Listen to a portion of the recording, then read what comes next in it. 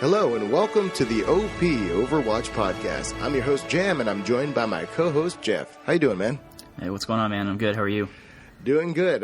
We have a very special episode. This is going to be a little bit different from our general character breakdowns.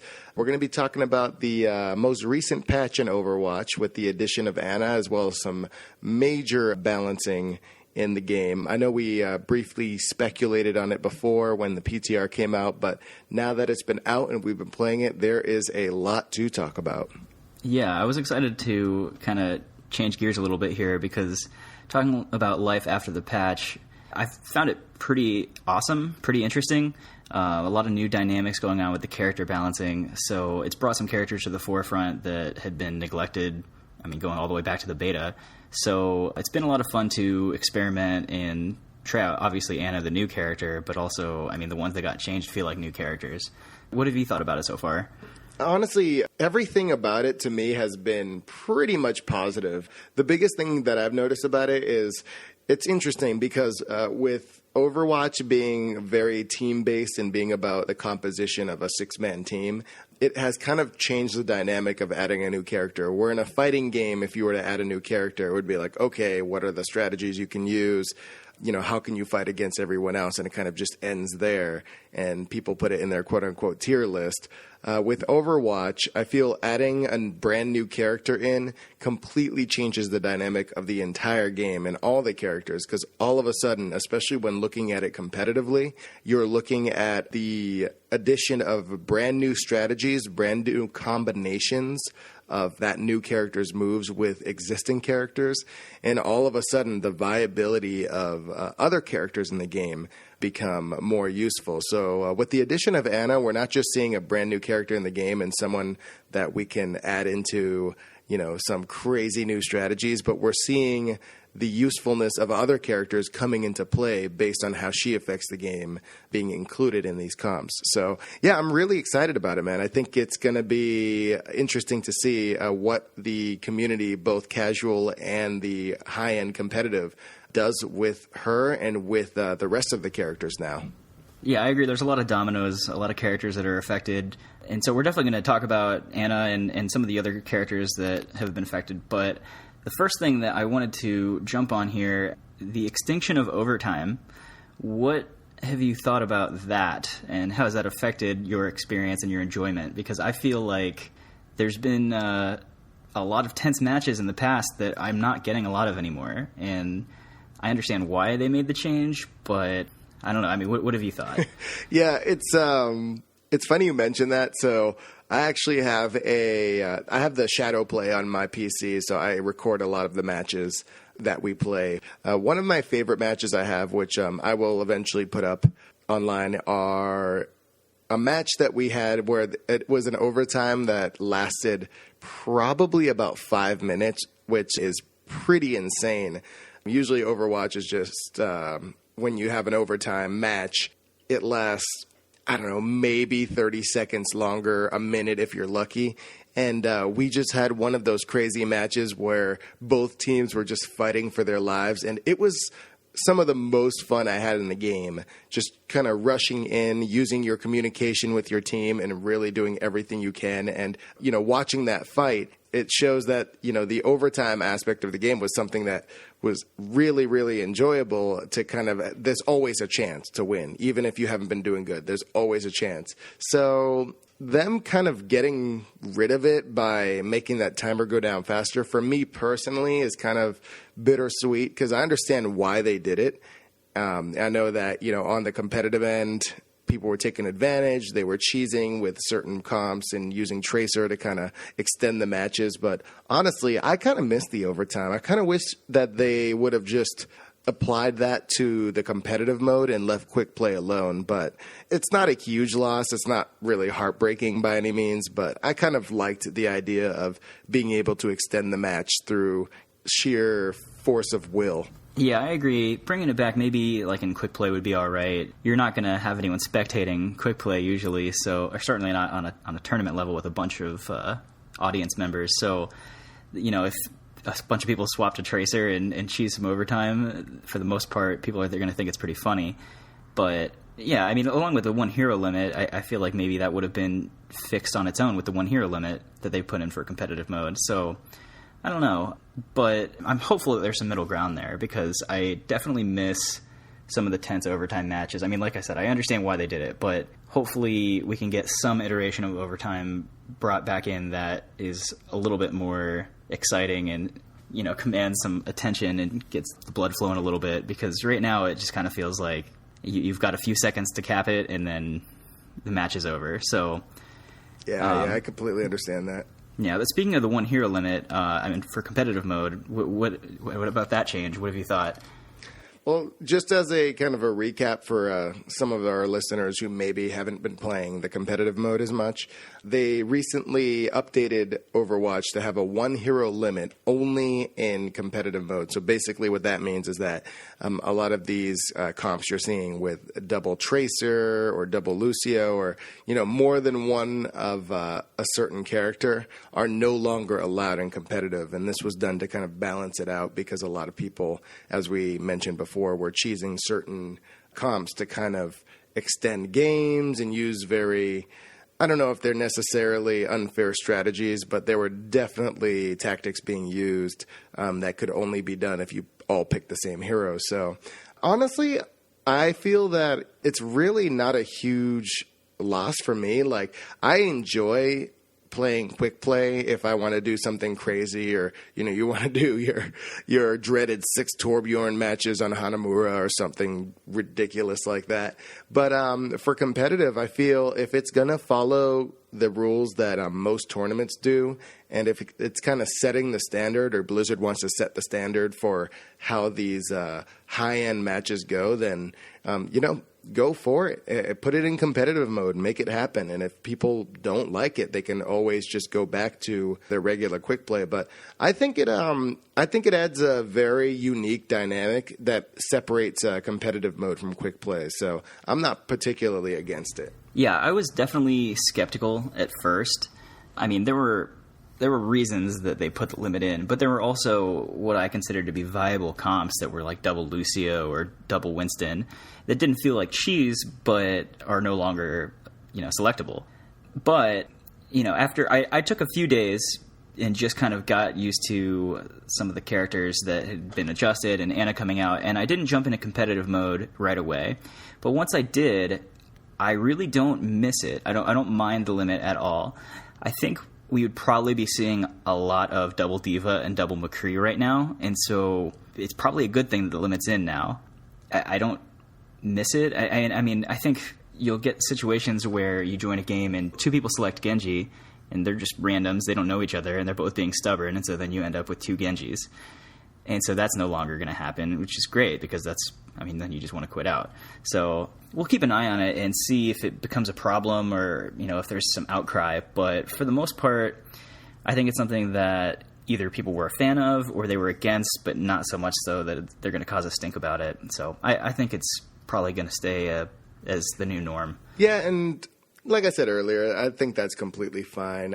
It's actually, I'm glad that you brought that up with the, you know, 2 people picking the same character and kind of fighting over it. That is one little annoying kind of ego-based aspect of the game where, you know, if you're losing a match because somebody didn't want to switch a character, as we mentioned before, it was definitely Blizzard's goal to make this game be something where, you know, you can switch mid-game, different heroes, really try to adjust your strategy. You know, choosing the abilities that you want to use in a fight and your different skills is just as important as switching your hero mid-match. It's not like you're quitting on this hero that's your main or your favorite. It's part of the game. It's part of the strategy. Hey, this isn't working. What can I do to change it? So I feel like the kind of ego-based, hey, I want to stick with this character. Why are you playing him? I want to play him is it's a little silly, and I mean, I understand why people do it, but at least, you know, putting that in competitive mode and kind of limiting it is not necessarily a bad thing. It kind of avoids that drama that you see in a lot of the quick play games. So that's pretty cool. As far as Oh, I'm sorry. Go ahead. Well, I was just going to say, another thing that it probably does is it probably eases the burden on Blizzard to deal immediately with characters that may become overpowered in the future.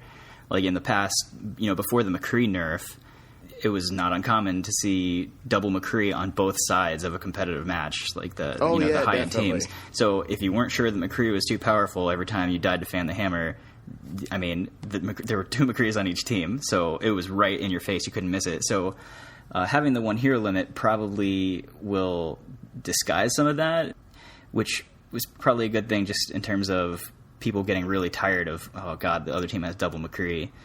It's going to add some variety, and it's probably going to help alleviate some of that outcry. Well, let me actually ask you this, because, you actually saying that just brought this question up in my head. If you're going into competitive and it's something that you actually want to be viable in, do you think that maybe it's leaning more towards, okay, so if you're in quick play and there's going to be, you're playing with a lot of random people in a lot of the cases. You're not going in with a team of 6. So there's going to be chances of you picking the same character. In competitive, maybe the ultimate goal is to have your team, actually pull together a team of 6 friends, and you all kind of ahead of time agree that you're not going to play the same character. So in that respect, maybe is it kind of pushing it towards that? It seems to be more advantageous to people that are already in a pre-made group, maybe already in voice chat, making it work, as opposed to I'm just getting paired randomly with people, which are generally the matches you see people lose more often. Well, I mean, you're not wrong, but I could actually argue that it helps the randoms more because it helps you have a more normal composition. We played plenty of matches with a full group before this limit, and I don't think we ever had a lot of overlap. I mean, if we did, it was accepted. It wasn't 2 of us wanted to play Genji and we were both being stubborn. It was, oh yeah, double Lucio is pretty good on this map. So, I think it might help the randoms more just because it helps kind of get them a little bit more lined up in something that can function as a coordinated team.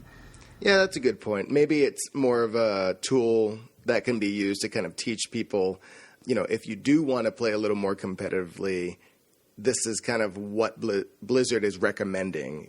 Don't pick 2 of the same character. Utilize the full roster. I don't know, man. I think it's a interesting aspect. It's not necessarily, to me, good or bad. Like you said, there have been kind of mixed emotions about it. But ultimately, like I said, it's not like it's something that's being forced upon players if they don't want to play competitive and they just want to go to quick play and do whatever they want. The option is there. So I don't think there's any harm in that.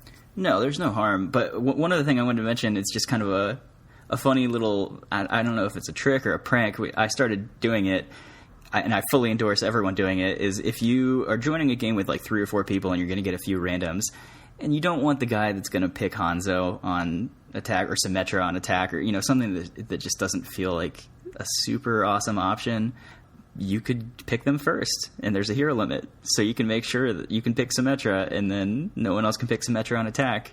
And then once they've all picked normal characters, you can swap to a normal character. Problem solved. It sounds like you're talking about some high-level trolling right now. I mean, I do what must be done. Well, yeah, those are some interesting new additions with the most recent patch. But let's talk about the brand new character that we did talk about a little while ago, and she has been putting a very, very interesting reaction in the community, both competitive and casual. Anna Amari, who is this brand new sniper, support sniper, Farah's mom, came back from the dead, and she has this dramatic backstory. But all that aside, she's actually a really interesting character. What's kind of your take on the whole thing? What have you been seeing in a lot of the matches that you've been playing with her? Well, the funny thing about Anna is when I first heard about the character and kind of envisioned how I would play her, I figured, she'd be great for like sniping heals long range at like a Pharah or a Genji that are far away and jumping around that you don't want your Mercy flying to. But I actually have come to find that because of the difficulty that you can have trying to hit a friendly Genji, that Anna seems to be more of a tank healer. At least that's how I've seen her played and how I've started to play her, where you can stay right with a tank and kind of with the group and just fire no-scope heals right at them. And you can, just grenade the floor right at them, and you're close to everyone. So I've actually had the most success playing her that way, which is not how I originally thought I would be playing her. I still maintain she's probably the hardest character in the game to maximize her potential, just because you've really got to be on your game, or else your whole team's going to die for lack of heals. And yeah, I mean, it's just funny. I didn't really envision that. She actually pairs really well, I think, with Zenyatta or Lucio too. But those two can either Orb of Harmony or just have their healing aura and heal those people that you don't want to have to snipe at, like a Tracer running around or a Genji. So then Anna can just focus on the group or on the tanks. So that's been pretty successful for me. How have you been playing her? What do you think about her so far? Well, to be completely honest, I definitely played a lot of her in the PTR just because that was kind of the purpose, to try this new character. But ever since the new patch was released, I've actually played a lot of other characters more than I have her. So I have an, kind of different, interesting perspective on Anna, because for me, Anna has been more important as a character that was on my team, or a character that I'm fighting on another team. So basically, I'm looking at her from a third-person kind of view. And when I'm using that comparison, it's really interesting because she really does mix it up. When I'm fighting other players now, whether it be a tank, and it's actually interesting. I'll come back to what you were saying about her being a tank healer, because I actually do have a thought on that. But I feel that when you see there is a character, usually a tank, who is, out there, they're by themselves, you don't see a healer around them, all of a sudden there's this air of kind of, but what if, is there an Anna on their team? Like, should I be worried about Reinhardt getting nano boosted or something like that? It's interesting. She actually adds this kind of air of mystery, and you don't know where the attacks are going to come from, and then all of a sudden it's a little different. It's not like Widowmaker, where the moment you find out that Widowmaker's in the game is usually when you get like one shot killed. You'll take a little damage from Anna and you'll be like, oh, okay, Anna's in the game. Good to know. And then all of a sudden you're readjusting your strategy based on how you think she's going to heal other characters, or, how she's going to attack you.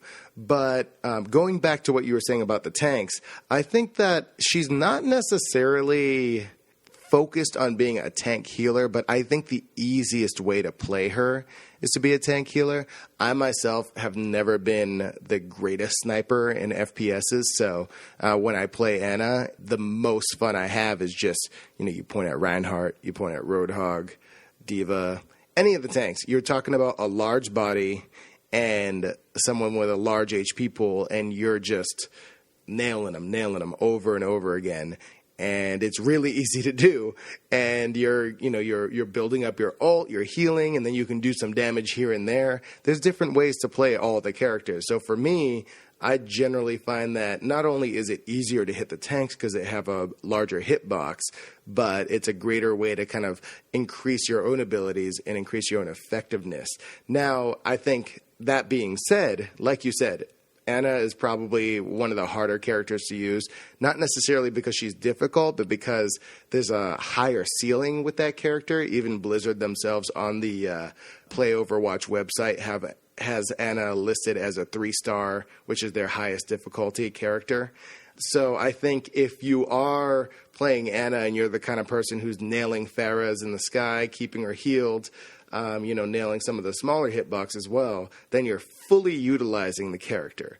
So, yeah, I think her being kind of thrown in it has really thrown a wrench in a lot of people's strategies. But whether you're fighting a mediocre Anna, a really, really good Anna, or maybe even, someone who's just picking her up for the first time, it adds a whole lot of depth to the game that previously didn't exist. And I'm really excited about it.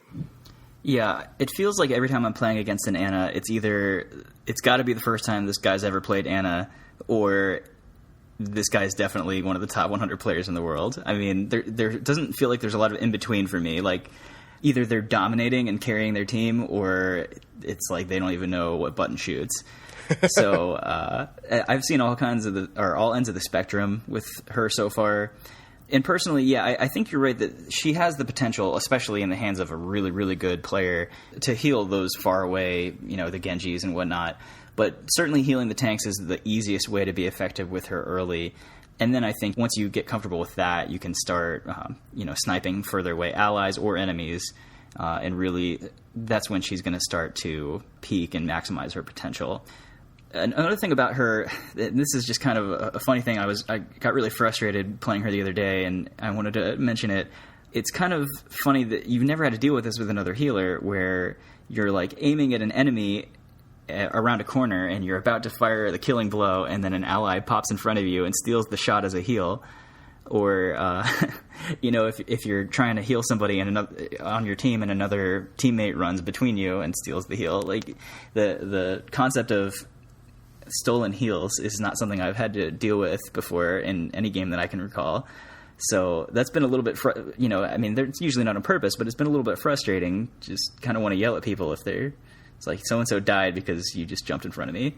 Yeah, it's that's a good point. That I think it's really going to come down to, and it's really weird to kind of say this because we really haven't ever experienced it before, but it's going to come down to sniping skill, and it's a brand new problem. This is a new character with new abilities, so granted, we're going to come across new obstacles with everything that's introduced into the game.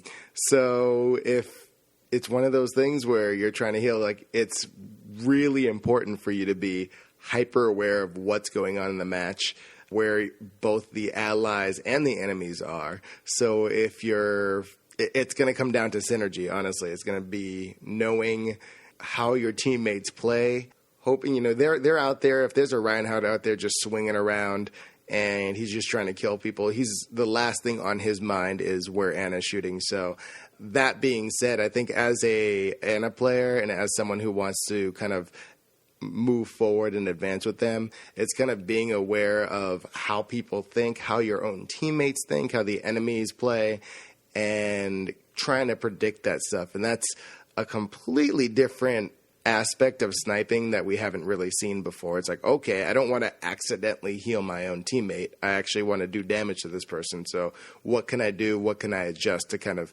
increase my accuracy, my timing, and make sure that I land the shots that I actually want to land?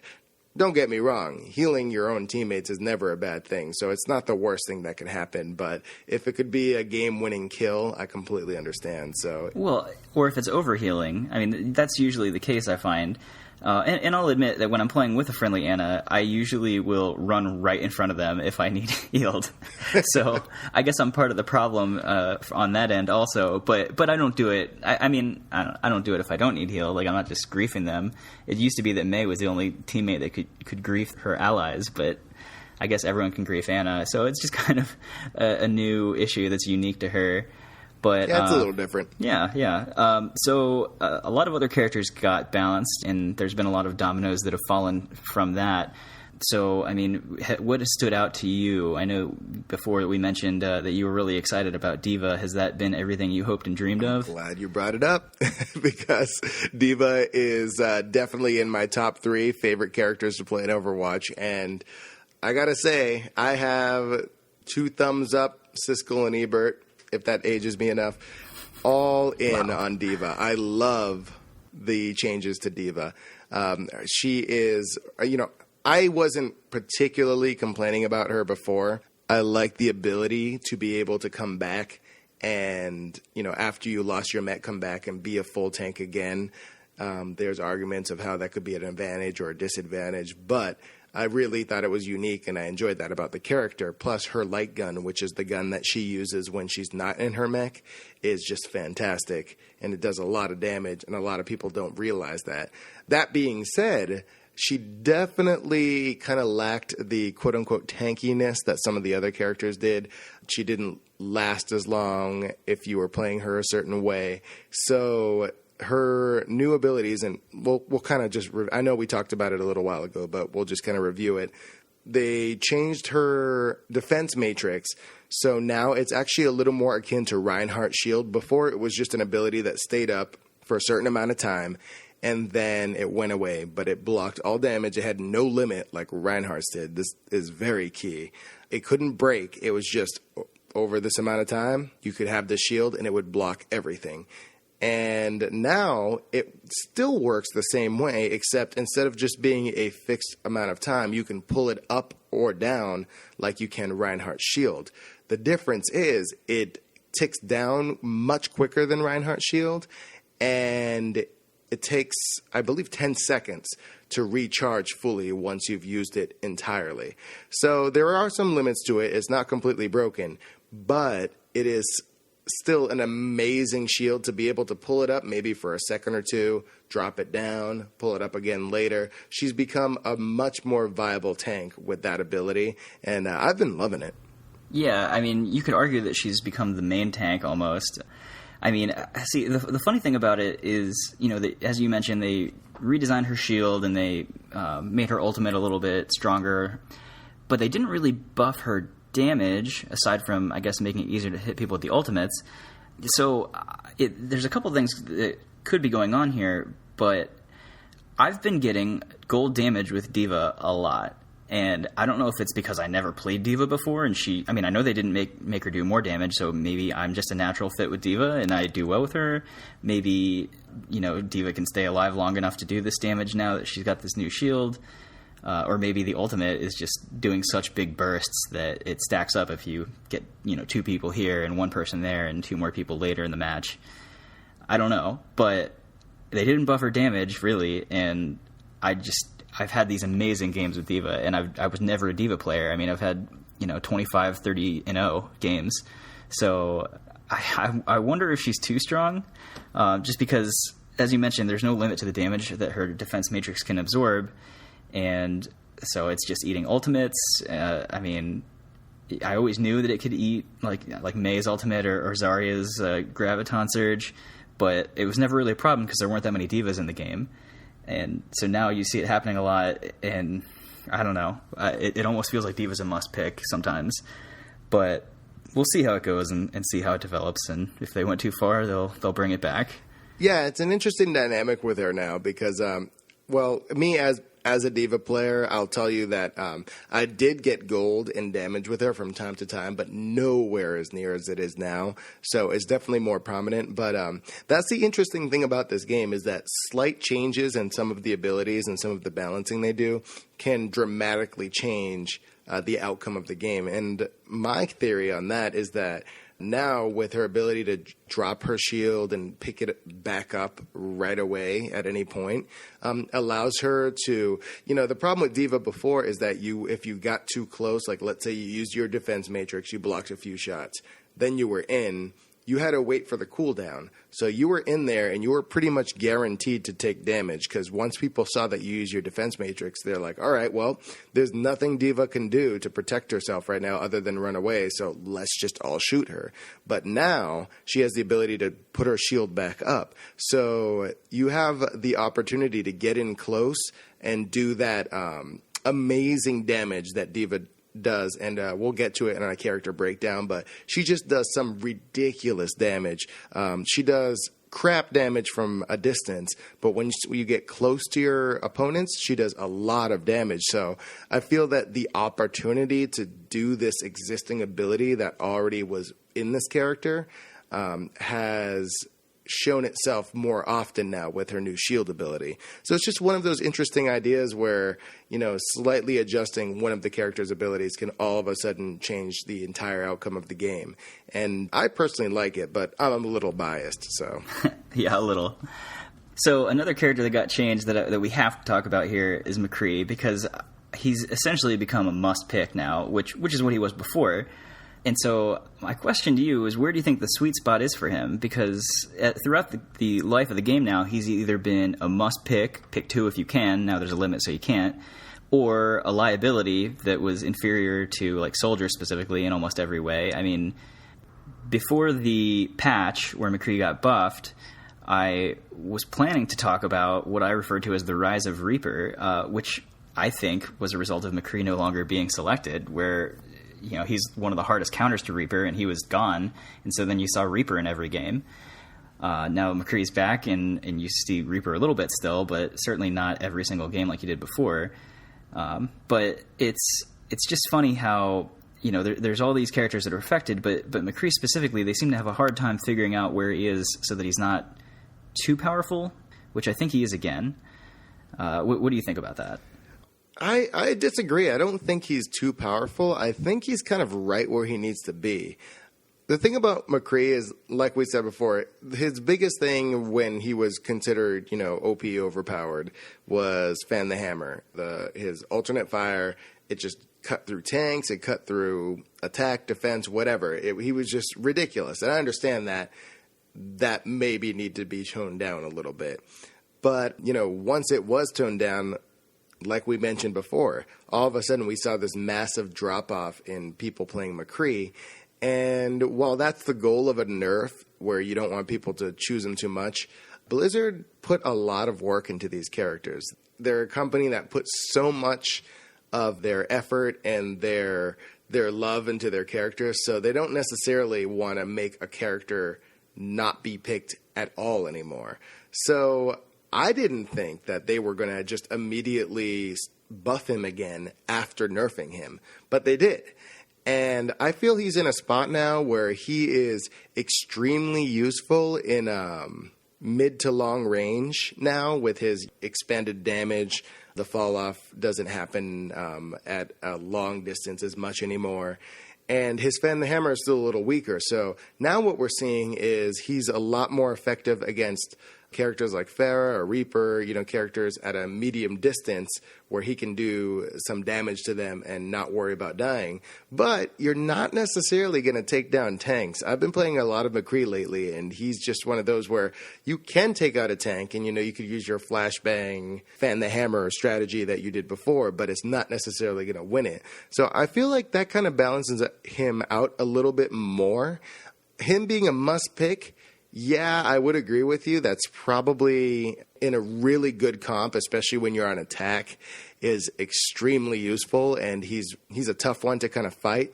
But ultimately, I think what Blizzard's goal is to make all of their characters a must pick, and that's a really, really difficult thing to do when you're trying to make a balanced game. But they love all of their characters, and I don't think necessarily making any of them a whole lot weaker is going to help their cause. But the way to do it, it really just comes down to, I don't know. I'm not a game designer. I don't know how you do it. I'm sure that, our listeners and the community have a lot of opinions, but ultimately I think the goal is just to make everybody as playable and as fun as possible and not feeling like I can't do well if I pick this character on this map. Well, but see, I don't know, man, because if you said they designed all these characters and they love all their characters equally, right? You love all your children equally, but Pharah's not seeing the love from this McCree buff, I'll tell you that. Pharah's getting shot out of the sky so fast it's not even funny. So maybe we'll see a Pharah buff. Oh, God.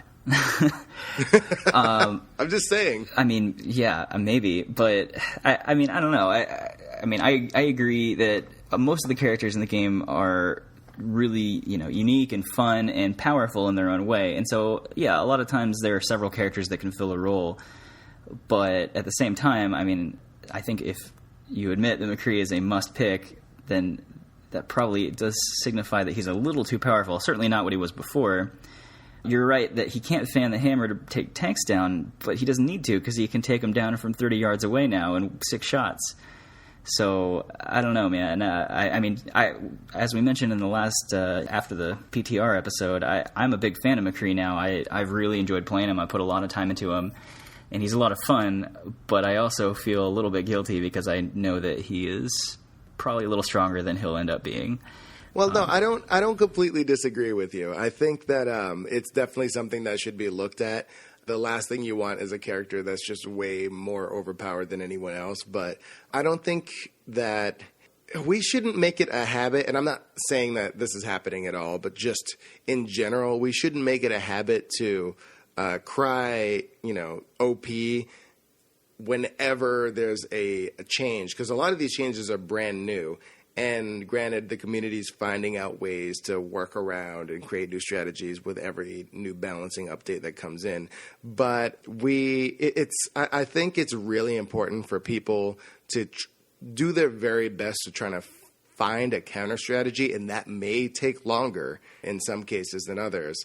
But it really comes down to a balance of, okay, if people have been trying for a while and they haven't found a counter yet, is there a way to do this? Is it just going to take a little time, or is this character actually overpowered? And I think you would agree with me that a lot of people are very, very quick to jump into, oh, I don't like this character. They're too overpowered. Blizzard needs to do something. And it's just like, whoa. You've only played like 3 matches. Like, calm down. Oh, I've played a lot of matches, and I regularly yell for characters to be removed from the game altogether. But that's fine. That's a me problem. Okay, so then I will not scream OP about Zenyatta. Let's talk about Zenyatta. What do you think? Because I think he's certainly more viable, and I like the changes they made to him, but I mean, he's not overpowered, I'll say that. Is he underpowered? Does he still need some help?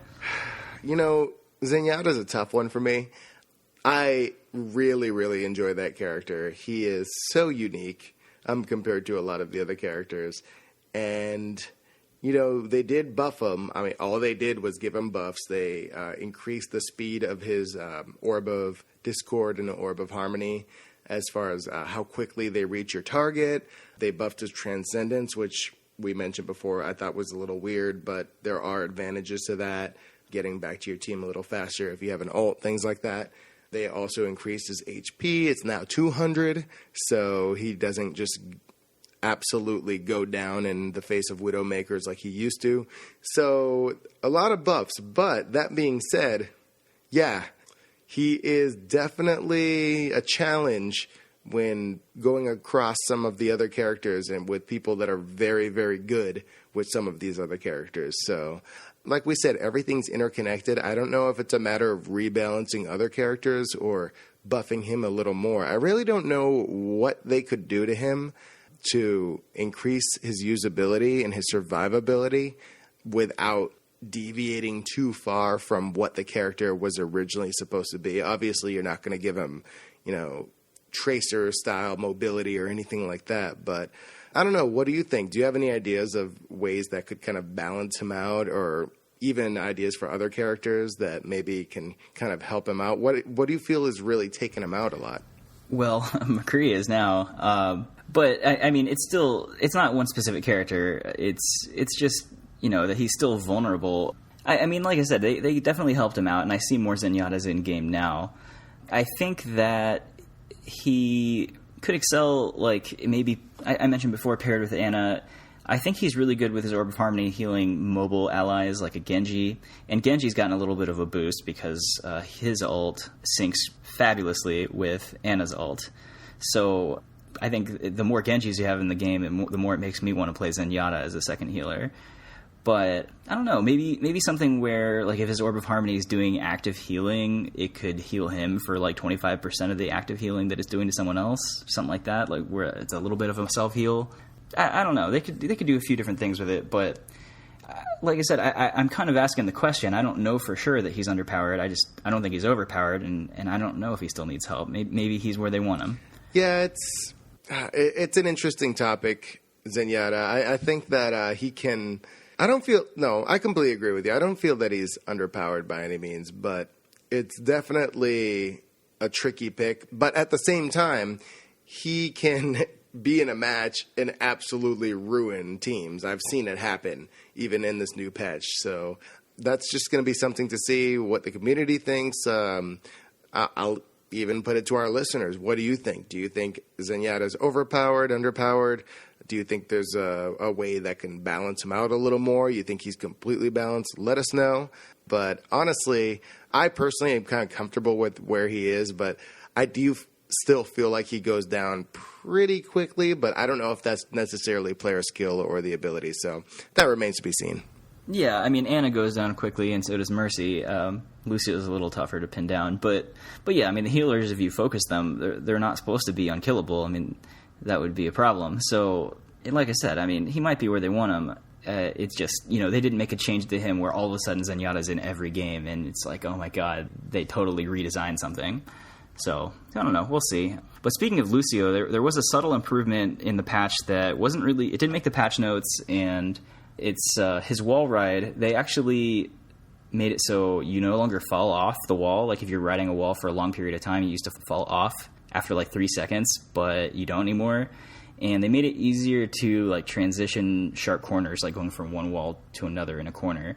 So, I mean, it didn't make the patch notes. I just wanted to mention it really quick. I don't know that there was really a big epidemic of Lucio players dying from falling off walls too early, but I guess they just figured it was like a quality of life improvement where they're just, maybe it wasn't how they really wanted it designed originally, and so they finally got around to it. I don't know. Yeah, I actually do have a thought on that. So I had this conversation with you a little earlier about, like, was anybody asking for that? And it was kind of the same thing we thought about Zenyatta's ult when they doubled his speed. We're like, okay, I guess. But when I really thought about it, and I actually was going back through some of Blizzard's older Overwatch videos and explanations and them talking about the game, that to me seems like a result of this idea that Blizzard had for Overwatch. And they said, okay, one of our main goals in this game is it should be fun. And that sounds silly, and that sounds like, oh, obviously it should be fun. But realistically, it's like, okay, we're going to make an FPS, and we're going to make, a team-based FPS, but we're not going to be locked down by the traditional what FPSs usually have. So what is fun? And if it's not fun, get rid of it. And that was kind of the mantra that they followed. And I really like that because that kind of makes you look at every single mechanic that you might see in a game, and you're like, okay, this is what we usually see, but is it fun? And a good example of that is ammo. In a lot of games, you see people run out of ammo, you have to find ammo. The decision to not have ammo in Overwatch was literally because they were like, searching for ammo sucks. We don't want to do that. So let's have everybody have unlimited ammo. That would be more fun. So I think for Lucio, while I do as a gamer really respect some of those crazy Lucio players that had the crazy wall run, and that was something that you had to work towards, them making it a little easier to do the wall runs is, to me, more of a statement like, hey, it's easier now. A lot more people can do it. Now you could utilize the character and not be frustrated that you can't pull off these awesome moves. Like, why not just be able to pull off the moves and not worry about it? That shouldn't be your goal. Your goal should be working in your team, synergizing with your team, and making it work, and not necessarily putting too much focus into these more complex mechanics. I think maybe some hardcore Lucio players that got really good at the old wall run might disagree, but honestly, it's not all about you. It's about your team, and it's about just the game being fun and being accessible to as many people as possible. And if you're good at the Lucio wall run, then it's going to be even easier now. So I think everybody really wins. It's just a matter of getting over that ego aspect of it. But I kind of like it. Honestly, I was doing a lot more cool stuff with Lucio, and we've had some pretty awesome matches recently with Lucio as well. So I have no problem with it. Yeah, I mean, I think if this is Blizzard's statement on how they think Lucio should be played, maybe, then I'm fine with it. Like, if they want more Lucios up in the air and more Lucios using this ability, then I'm fine with it. I just hope, being a longtime Blizzard fan and a player of WoW, I hope this isn't them starting the dumbing down of Overwatch early. Like, WoW now is just a watered down, dumbed down version of what it used to be, where I've just heard that they've removed even more abilities, and at its peak it was really complex, and you had to like work for stuff. So I guess I sound like a grumpy old man when I talk like that, but I just hope that they're not dumbing it down early and this isn't a sign of things to come. Again, if this is how they want Lucio played, they want more people playing him this way, I'm good with that. No, I completely agree with you. It's one of those things where, as a competitive gamer, I take appreciation in games that are hard. You go back to your old school like Mega Man games and stuff like that. Those games were enjoyable because they were difficult, and it was like almost a badge of honor to be able to build up those skills and be like, hey, I can do this. So I get that, and I don't think that should be watered down by any means in this game. But I don't know. It's a fine line. It's a matter of balancing between, how much player skill is needed and then how much is just like, oh my God, this is frustrating. And that's not an easy decision to make. But hopefully Blizzard makes the right choice and kind of hits that perfect line of, hey, this is technical and interesting and competitive, but at the same time, you can jump in and not be like, what the hell is going on? Yeah, you want it to be accessible, but you don't want it to be where it's so easy that everyone can do it. So just to kind of recap, that covers most of the changes and what we've seen in the patch so far. But going forward, in terms of like strategy, character selection, trends, what do you expect to see? Do you think that the Fallout is complete, or do you think we're going to continue to see some selections and trending one way or the other? This patch has been out for such a short amount of time. It's interesting because it seems like this has been definitely in more recent time the biggest balancing patch that we've seen.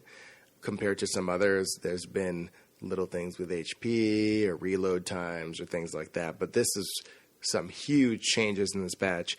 So I think that it's probably the best thing for Blizzard to do is kind of sit back, let it sit for a while.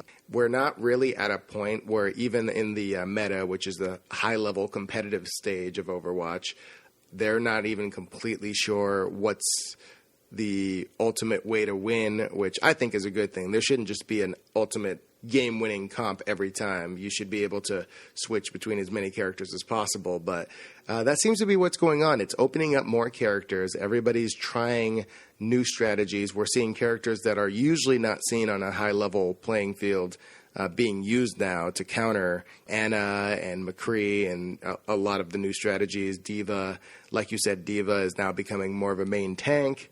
That wasn't the case before, but Reinhardt isn't necessarily a scrub now. He is still a solid tank. So I like to see that. I like to see these kind of game mechanics that add more depth to the game.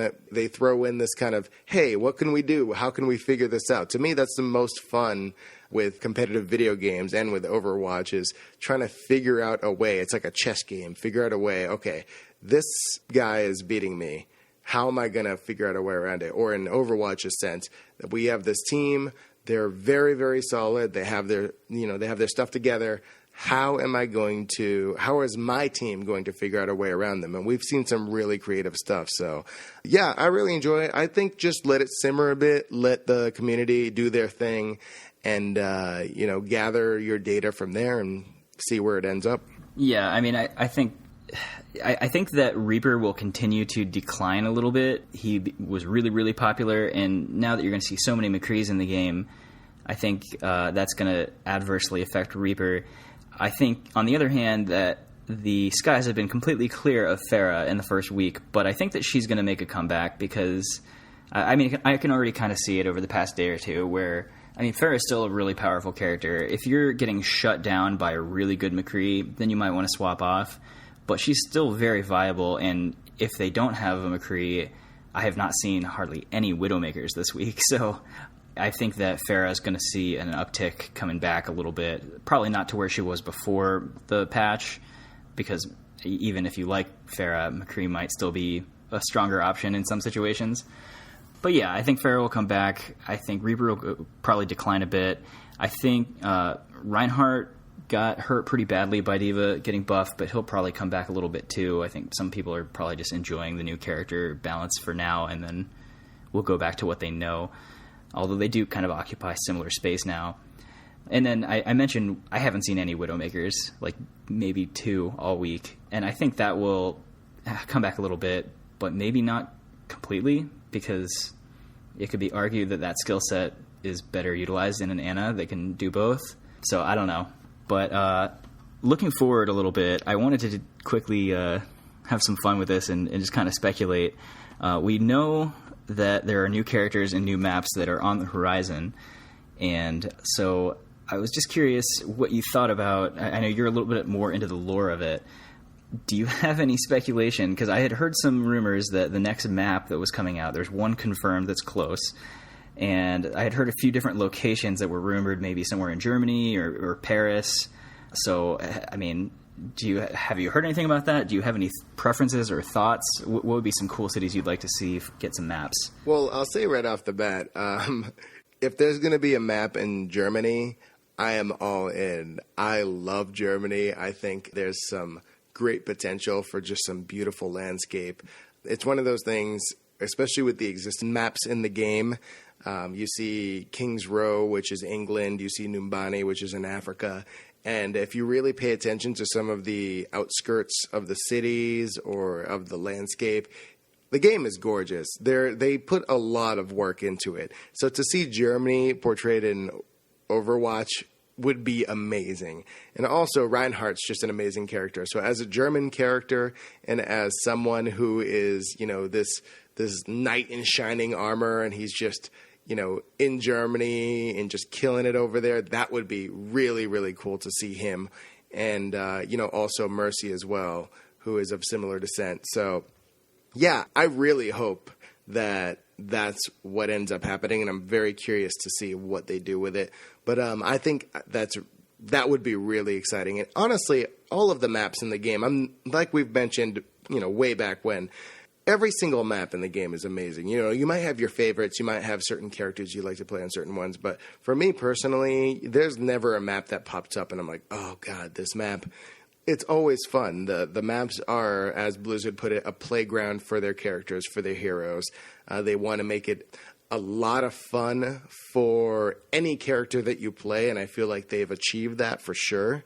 So if they're going to kind of follow on that trend, then I would love to see just a gorgeous German map, maybe like in an outdoor kind of landscape. But yeah, that would be a lot of fun.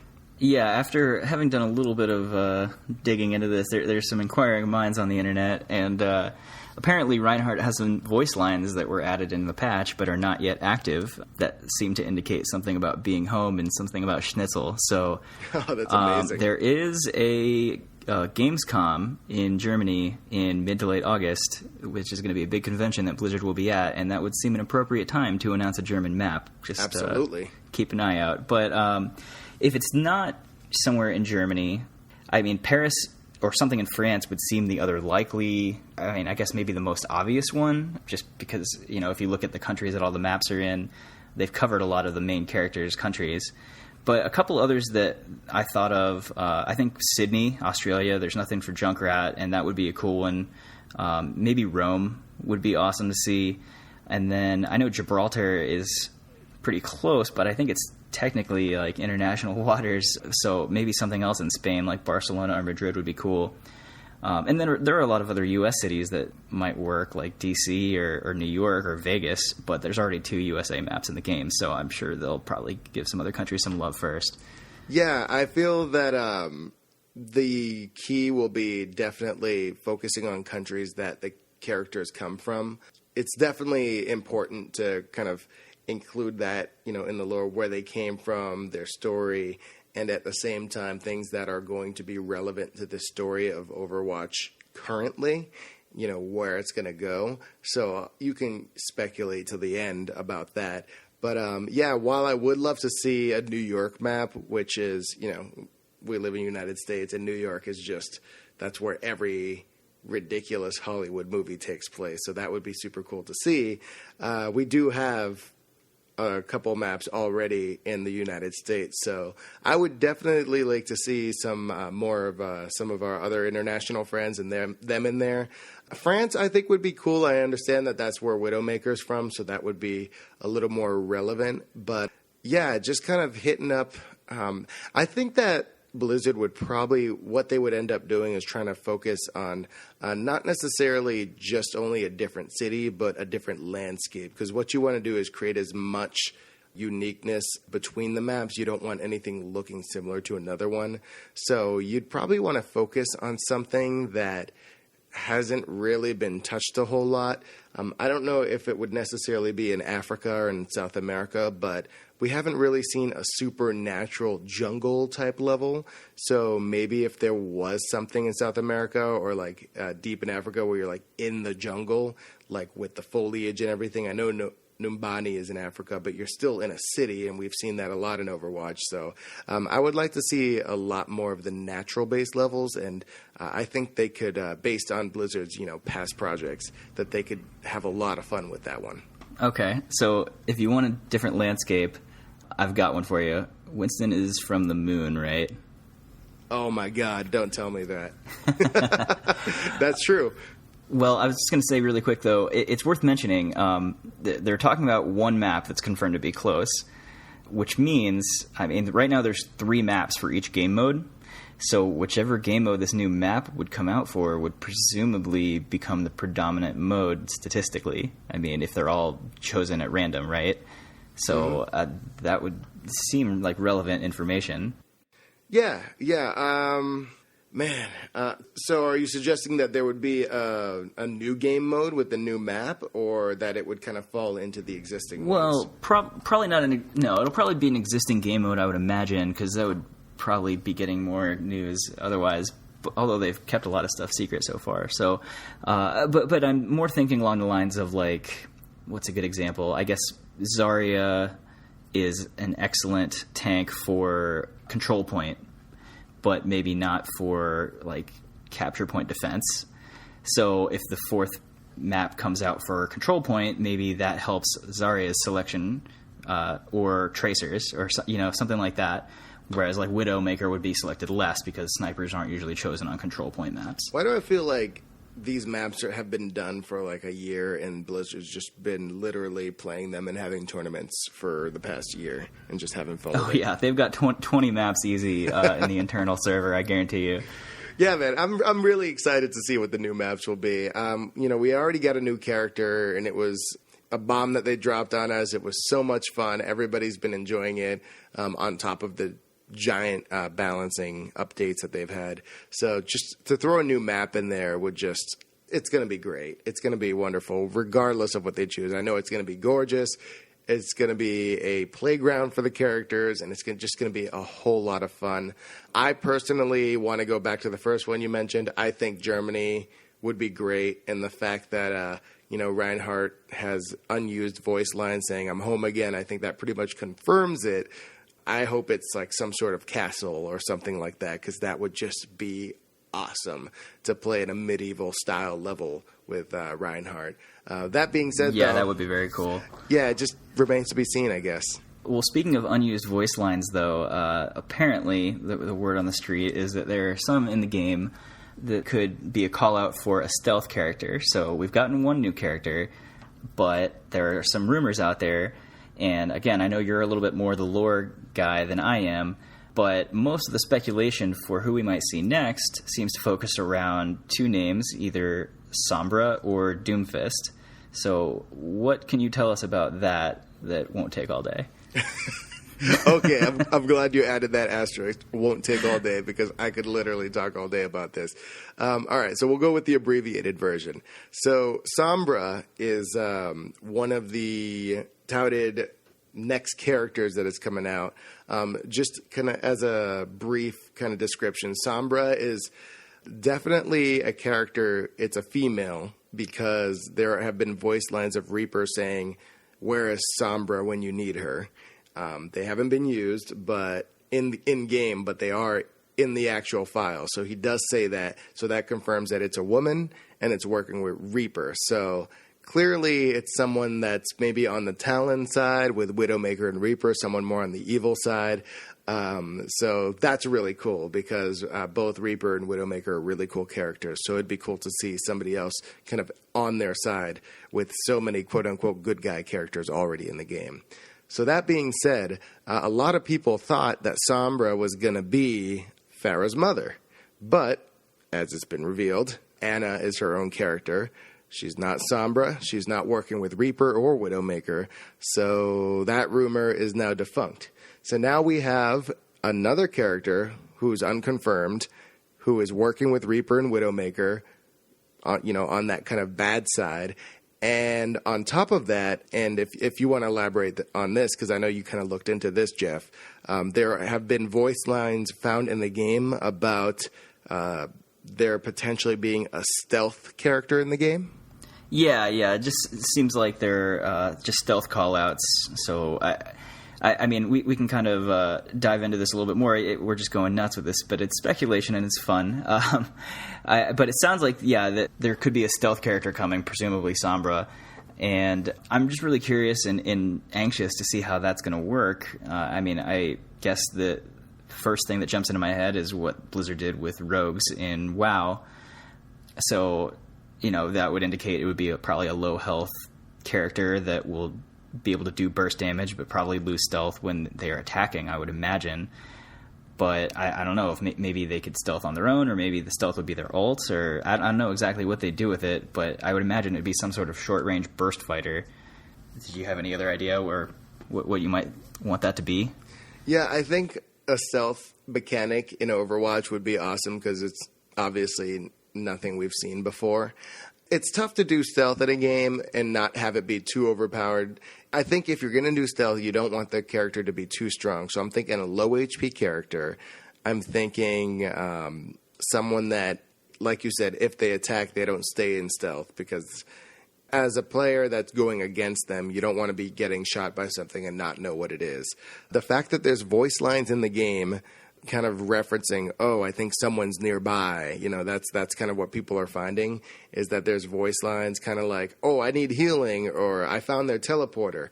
As we mentioned before, Blizzard likes using sound design to kind of really add to the balancing of the game mechanics and things like that. It's not just for fun. It's actually something that helps you in the game. So if these voice lines are actually going to help you by them letting you know that someone's nearby, then maybe that's their way of kind of balancing out, there's somebody with stealth nearby, but will there be a visual indicator? Will you not see them at all?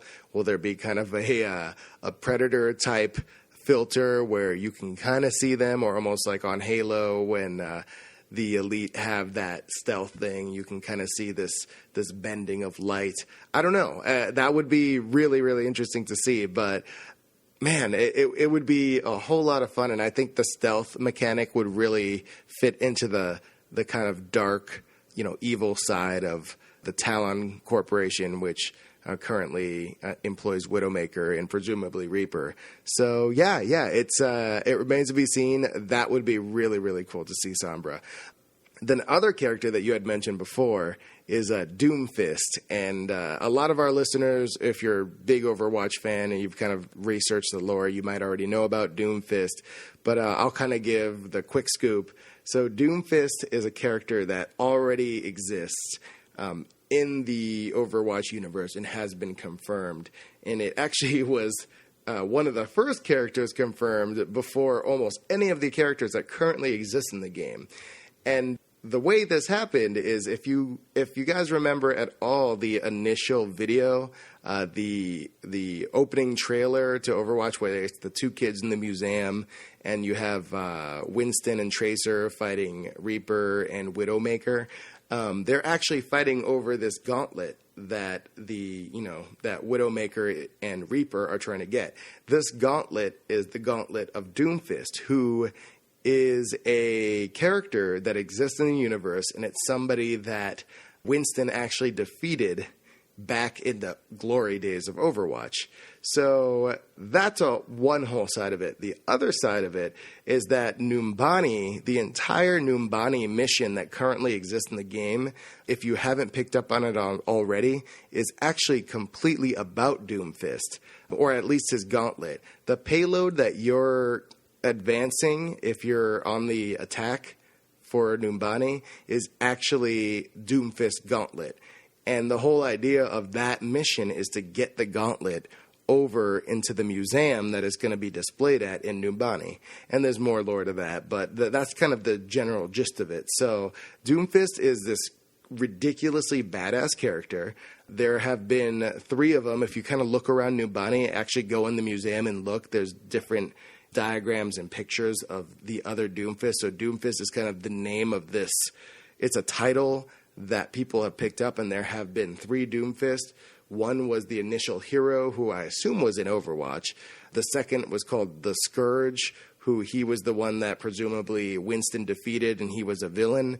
And then there's a third Doomfist, who, if you look at his poster in game, is a silhouette, so we don't know what he actually looks like. But he's presumably the modern Doomfist, and I think is going to be the actual character that will eventually be revealed in game. So we're looking at a character with a giant gauntlet, presumably high damage dealing. I'm thinking attack character. I'm thinking close range, similar to Reinhardt. It's all about that gauntlet, but I don't know. What do you think? If Doomfist ends up being announced, do you think he would be more power-based? Would he be more mobile? How do you think he would fight? Well, in the intro cinematic that you mentioned when they're in the museum, I think one of the kids said that Doomfist could level a skyscraper. So, I don't know. Between the name and that information, it sounds to me like a tank character or like a high damage character. But I guess in my head, I just sort of assumed he'd be a tank. I don't know. I mean, either way, he's going to have a pretty cool name to live up to. So we'll have to see. I mean, I assume that the gauntlet is kind of where the power comes from, or maybe the suit. Maybe there's more to it, but more than the actual person, since different people have held this title. Yeah, I think that it's probably going to be one of those almost Captain America type characters where, you know, this iconic weapon in Captain America's situation, it was his shield, is kind of a representation of, okay, this is who Captain America is, this is who Doomfist is, but there's obviously, with all the Overwatch characters, they're all very talented. They have their own abilities. So maybe there's something that the character themselves brings to the table in their personality, in their lore, outside of just what the gauntlet can do. Otherwise, anybody can pick it up and do whatever they wanted. But yeah, I would agree with you. I think he's probably a little more damage-based. Tank would be interesting because you know, presumably, and this is just lore-wise, so it doesn't necessarily have to work in the balancing of the game, but presumably if Winston beat him, then maybe it would be like a tank versus tank kind of deal. That's what I had thought. And also, I mean, if we're talking about Sombra being a stealth character, I would assume she would be in the attack class. I doubt the next two characters they would add would both be in the attack class, so a tank would make sense from that standpoint as well. Yeah, that makes sense. Well, I guess the most important question, the question I'll leave you with for this week is, Doomfist will presumably need the gauntlet that's in the payload. So, if the gauntlet is removed, what do we want to see in the payload on Numbani from now on? Honestly, and this might be more of a disappointing answer, but I think that the payload and the whole mission will remain unchanged. There's actually some voice lines still in the game where Reinhardt tells Farah, and I actually experienced this in a recent game. Reinhardt goes to Farah and he's like, "You've done so well, Farah. Your mother would be proud of you." And she's like, "Oh, you obviously didn't know my mother." But then Anna was on the same team standing right next to her. So awkward. Yeah. So I think that even though it would be cool to see kind of a change, maybe the payload changes to something else or they change the story of Numbani, ultimately I think adding a new character, they wouldn't really make major changes to the map. It would probably still be moving the payload. Maybe Doomfist would have some specific dialogue, like a lot of the characters do, map-specific dialogue to kind of show their connection. But yeah, that's what they could do then. I would love it if Doomfist, if he gets within 10 feet of the payload, if he just says, "You guys know that's a fake, right?" Yeah, and that would be something that wouldn't be unlike Blizzard to kind of input a little humor, like, hey, I mean, ultimately we can at least in quick play and definitely on different teams see the same characters, you know, Winston versus Winston. In the lore, there's not two Winstons, so I think they'll probably have the player kind of suspend their disbelief a little bit and be like, "You're playing Doomfist, and you're, you know, assisting and getting the gauntlet. Whatever, just deal with it." So that was kind of our review on the most recent patch, some of the additions, the balance and changes, the new character. Thank you guys so much for listening. Let us know what you guys think. I know there was a lot of speculation we're just really excited about where this game is going, some of the new additions, new maps, new characters. There's a whole lot going on, and so far Blizzard hasn't charged for any of it beyond the initial price of the game. So that's kind of rare nowadays, sadly, but it's nice to see that there's all this new content coming in and a lot of speculation on the lore as well. So let us know what you guys think. You can reach us various ways. You can always hit us up on Twitter. I am at HappyJamOP, and Jeff? I'm at TruthEaterOP.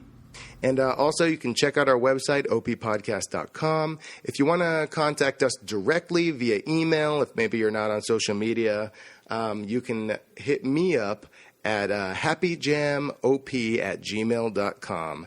Definitely email me. Let us know what maybe your thoughts are for new character speculation, maybe new maps, what you'd like to see, maybe some strategies and ideas that we didn't mention in this. But and also let us know what you think of the patch, because it is brand new. There's a lot going on, and let us know what characters you think may need a buff, may need a nerf, or it's completely balanced. How you feel about competitive versus casual. There's a lot going on, guys, and we'd love to hear from you guys. And we also have really, really appreciated your support so far.